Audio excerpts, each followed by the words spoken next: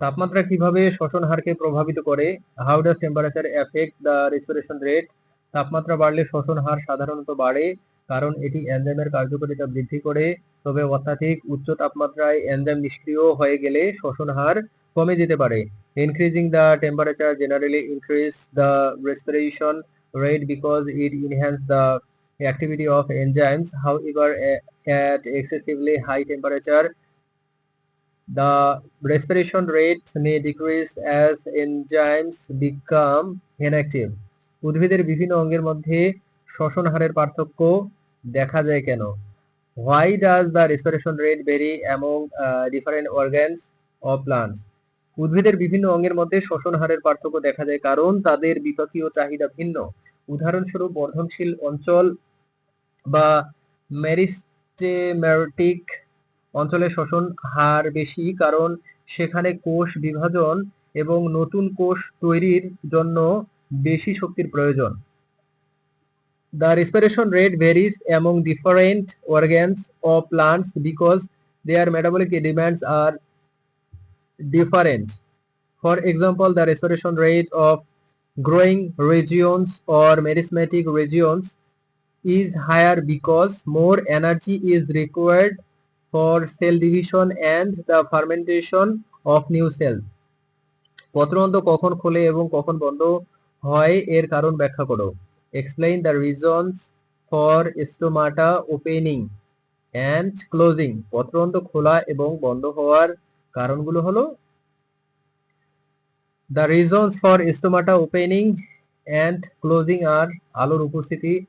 দিনের বেলায় আলো থাকলে পত্ররন্ধ্র খোলে যাতে সালোক সংশ্লেষণ হতে পারে।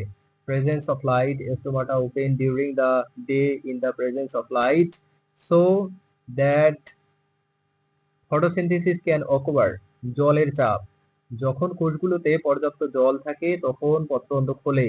জলের অভাব হলে পত্ররন্ধ্র বন্ধ হয়ে যায় যাতে প্রস্বেদন কমিয়ে জল সংরক্ষণ করা যায়। Water pressure. Stomata open when there is sufficient water in the cells. They close when there is a lack of water to reduce transpiration and conserve water. Carbon ডাইঅক্সাইডের ঘনত্ব, পাতার অভ্যন্তরে কার্বন ডাইঅক্সাইডের ঘনত্ব বেশি হলে পত্ররন্ধ্র বন্ধ হয়ে যেতে পারে।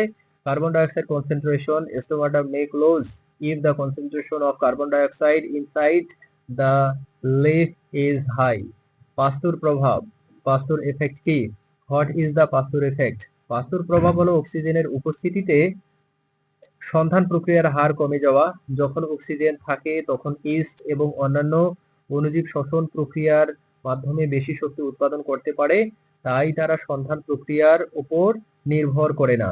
The Pasteur effect is the decrease in the rate of fermentation in the presence of oxygen. When oxygen is present, yeast and other microorganisms can produce more energy through respiration, so they do not rely on fermentation.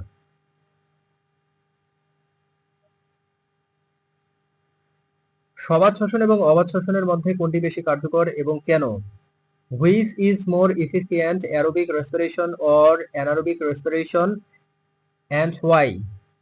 সবাত শ্বসন অবাত শ্বসনের চেয়ে বেশি কার্যকর কারণ সবাত শ্বসনে glucose সম্পূর্ণরূপে জারিত হয়ে বেশি পরিমাণে এটিপি উৎপন্ন হয়, যেখানে অবাত শ্বসনে গ্লুকোজ আংশিকভাবে জারিত হয়ে কম পরিমাণে এটিপি উৎপন্ন হয়।